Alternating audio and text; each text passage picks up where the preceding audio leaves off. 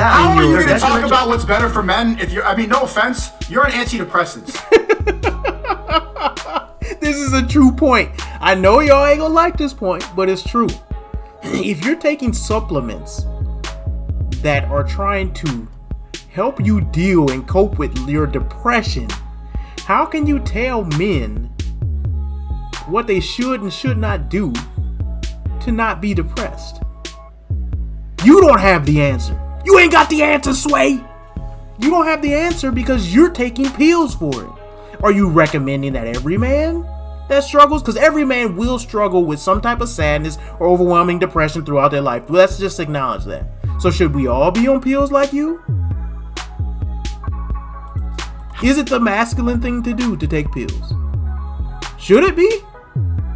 Or is there, if there was a better way to not be on antidepressants, would you even want to know about it? Or do you just want to reaffirm what you already think?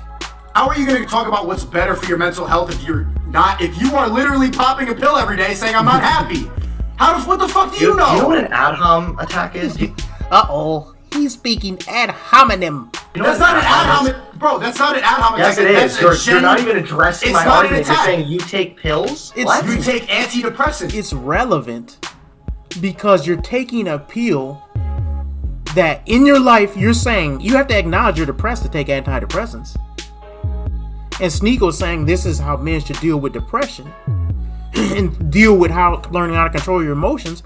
And you have to take an outward substance to help you control your emotions.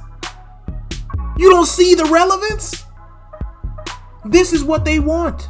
And here we go with the they talk, right? They want men to be on antidepressants.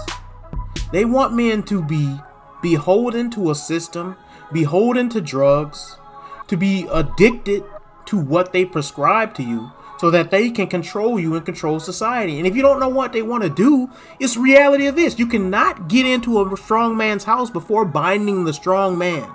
They know society cannot be controlled if men are strong in their mind, if they don't need what the world is offering, if they have their own moral principles and character. If men have those things, there's no way you can control them. The reason why we're so easily controlled today now, because look at our young men. Look at them. And I'm not even talking about the physical. I'm talking about they're okay with crying about everything. They're on antidepressants. They're taking pills. They're talking to therapy. And life is easier than it's ever been. Why are you so depressed? This boy, look, let me talk to this young man real quick. Look at him. He's sitting in a gamer chair. That chair has to cost somewhere from $150 to $200. He plays video games. I've seen it on his channel. He talks about things for a living. He gets paid for it. His life is easy.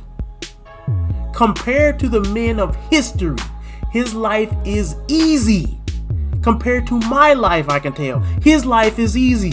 He ain't never had somebody try to kill him. He ain't never been a 1 versus 5 fight. He ain't never had been shot at. He ain't never been robbed and somebody come up in his house. I can tell all these things have happened to me. And I ain't on no antidepressants.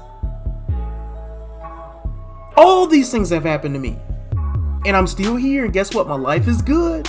And I'm still stable, and I'm still teaching young men how to be masculine because I went through struggles in my life. And those struggles have made me who I am. And since that young man thinks every man should be crying and showing his emotions and his life is easy, he doesn't know what it's like to be a man because he never went through the struggles to become one.